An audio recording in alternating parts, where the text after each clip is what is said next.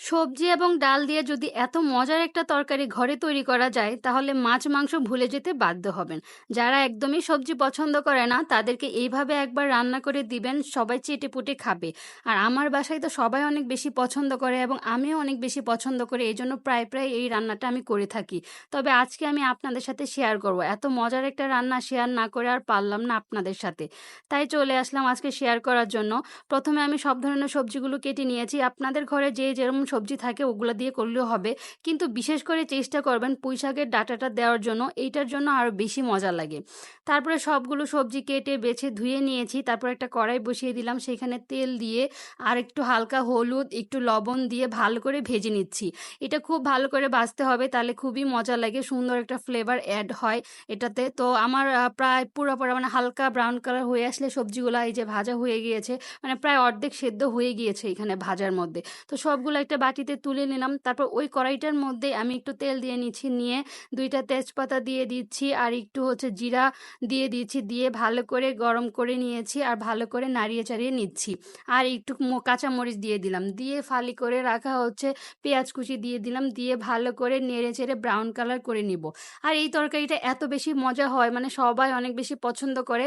আর একবার যদি এভাবে তৈরি করেন, আমি তো বললাম যে মাছ মাংসের কথা ভুলে যাবে। যারা মাছ মাংস ছাড়া অন্য কিছু পছন্দ করে না, মানে সবজি খেতে চায় না বাসায়, তাদেরকে একবার এই ভিন্ন ধর্মী এটা করে দিবেন, খুবই ভালো লাগবে। আমরা তো সবজি সবসময় একই রকম করে থাকি, একটু মাঝে মাঝে ভিন্ন ধরনের করে রান্না করলে না সবাই খুবই পছন্দ করে খায় এবং মাঝে মাঝে একটু ভিন্নতা স্বাদও চলে আসে।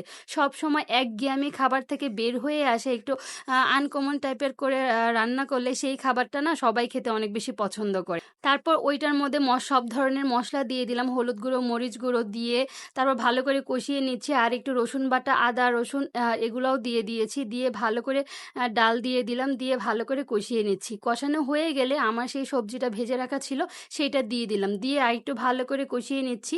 একটু ভালো করে কষাতে হবে, কষিয়ে কষিয়ে যখন একটু লেগে আসবে, মানে কষানোটা খুব ভালো করে হয়ে যাবে, তখন আমি এখানে পানি দিয়ে নিয়েছি। পানি দেওয়াটার ফুটেজটা আসলে ভুলে গিয়েছি, এখানে অ্যাড করা হয়নি। তো পানি দেওয়ার পরে একটা ঢাকনা দিয়ে ভালো করে নাড়িয়ে চাড়িয়ে একটা ঢাকনা দিয়ে ঢেকে দিব, ঢেকে কিছুক্ষণ ওয়েট করব।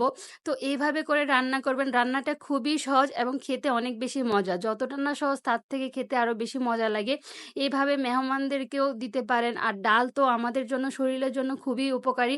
সাথে সবজি সবজি খেতে যারা একদমই পছন্দ করে না তারা খুবই পছন্দ করবে। আর পুঁইশাকের ডাঁটা যারা পছন্দ করে তাদের তো খুবই ভালো লাগবে।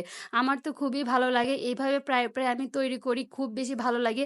আর এই গরমে অন্য কিছু তেমন খেতেও ইচ্ছে করে না, এরকম টাইপের খাবার যদি এই গরমে যদি একটা আইটেম যদি আপনি রাখতে পারেন দুপুরের খাবারে বা রাতে, খুব বেশি পছন্দ করবে সবাই এবং খুব বেশি মজা করে খাবে। আজকের রান্নাটা আমার কেমন হয়েছে জানাবেন। আল্লাহ হাফেজ।